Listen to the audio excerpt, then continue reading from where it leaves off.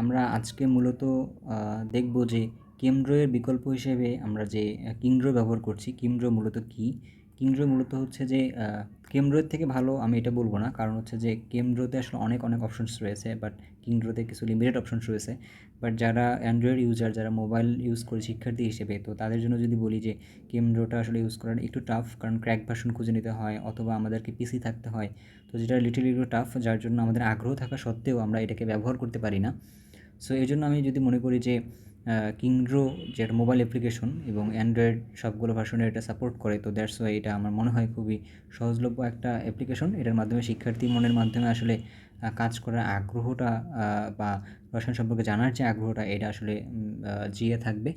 So এটা নিয়ে আসলে আমরা একটা জানবো আজকে, কীভাবে ডাউনলোড করতে হয়, কীভাবে কোথায় কোন কাজটি করতে হয় এবং কীভাবে সকল অপশনস সম্পর্কে জানা যায়, এগুলো নিয়ে আমরা আজকে ভিডিওতে জানবো এবং এর পরবর্তীতে আমরা ভিডিও করব।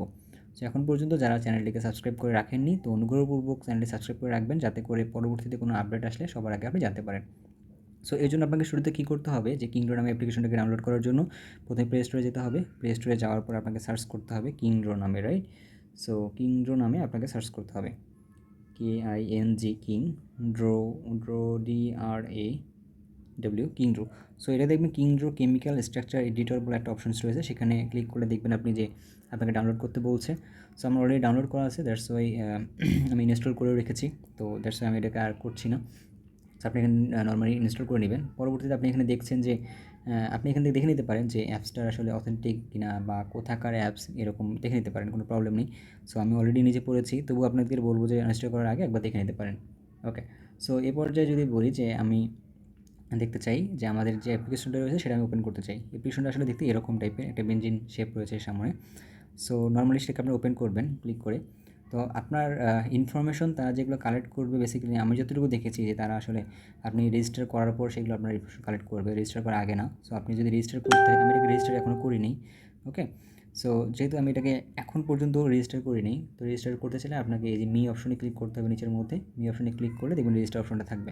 সো রেজিস্টার না করে আপনি এটাকে ইউজ করতে পারেন। এটার জন্য আপনাকে কী করতে হবে, কীভাবে আমরা এটাকে ইউজ করবো, রাইট? সো এখানে অন্যান্য ফাংশনগুলো আপনি খুঁজে নিতে পারেন, যেহেতু আমাদের শুধুমাত্র ড্র করাটা নিয়ে আমার কাজ, তো আমি সেটা শুরু নিয়ে কথা বলবো। সো ক্লিক করেন যে ক্রিয়েট অ্যা নিউ ওয়ান, এটাতে ক্লিক করলে আসলে আপনার কাছে দেখাবে একটা অপশন নিয়ে যাবে, রাইট? সো এখানে আপনি দেখেন যে এটা আসলে আমার কাছে কীরকম একটা উইন্ডো ওপেন হয়েছে, যে একটা পোর্ট্রেট মোডে চলে আসছে, রাইট?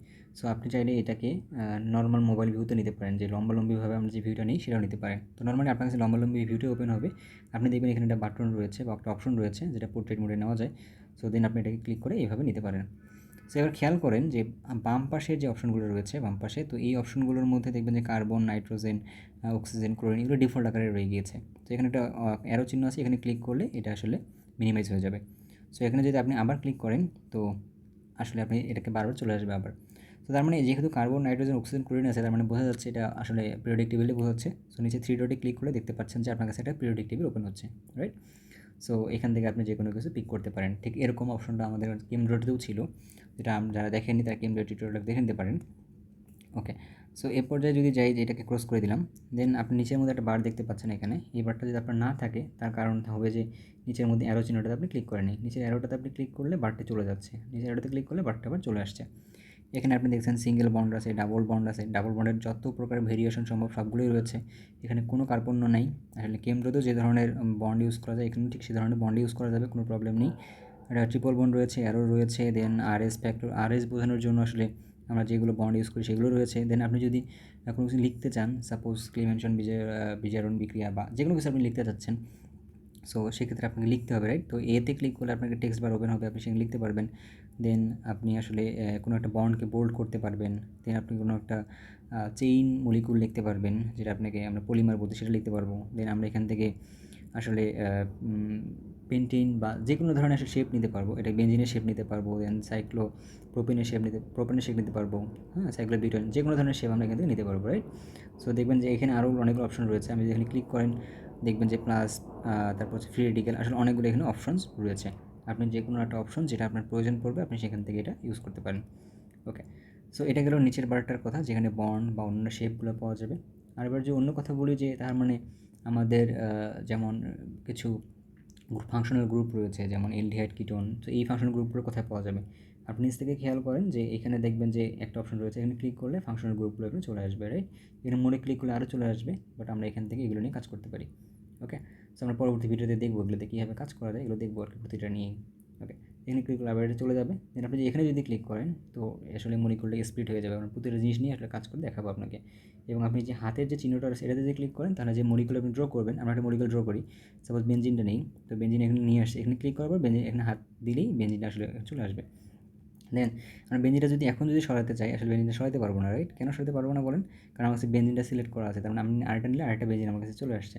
ওকে, এটাকে যদি আন্ডু করতে চাই, আন্ডু করার অপশনটা রয়েছে যে উপর থেকে খেয়াল করে দেখেন বাম পাশে যে এটা আন্ডু অপশন রয়েছে, আন্ডু করে দিলাম। সো এবার খেয়াল করবেন যে এটাকে আমরা কী করতে যাচ্ছি, যে পুরোটাকে একসাথে সরাতে যাচ্ছি, এই জন্য আপনি হাত চিহ্নটা ইউজ করেন, দেন এটা সরাতে পারবেন আপনি, দেখছেন? সো আপনি এটাকে এভাবে সরাতে পারতেছেন। ওকে, দেন আপনি যদি এটাকে রিয়াকশন আকারে লিখতে চান, যে বেনজিন থেকে আমরা একটা অ্যারো চিহ্ন নিচ্ছি, এখান থেকে নেওয়ার পরে আমরা এখানে আরেকটা বেনজিন ড্র করছি। সো বেনজিন আরেকটা নিলাম। তো বেনজিন থেকে আমরা এবার দেখাচ্ছি যে বেনজিন আছে সাইক্লোহেক্সেন দেখে, রাইট? সো তাহলে সুবিধা হবে। সো এটা দেখালাম যে বেনজিন থেকে সাইক্লোহেক্সেন কীভাবে প্রস্তুত করতে হবে, রাইট? এটা করতে পারেন। আপনি যদি মনে করেন যে আমি এখানে একটা লিখে দেবো, পরীক্ষার প্রশ্ন তৈরি করছি আপনি, সো সেক্ষেত্রে আপনি একটা কাজ করতে পারেন, আপনি এভাবে লিখে দিতে পারেন, কোনো সমস্যা নেই। আপনি লেখেন এখানে যে এখানে আসলে কী ধরনের ইউজ করতে হবে, যে ক্যাটালিস্ট ইউজ করতে হবে, এভাবে লিখে দিতে পারেন। ওকে, সো এই কাজটা করতে পারেন আপনি এখানে, এবং তারপর আপনি এই হাত চিহ্নটা অপশনটা ক্লিক করলে আপনি যে কোনো জায়গায় মুভ করতে পারতেছেন। সো এই জিনিসটা খুবই একটা ইজি।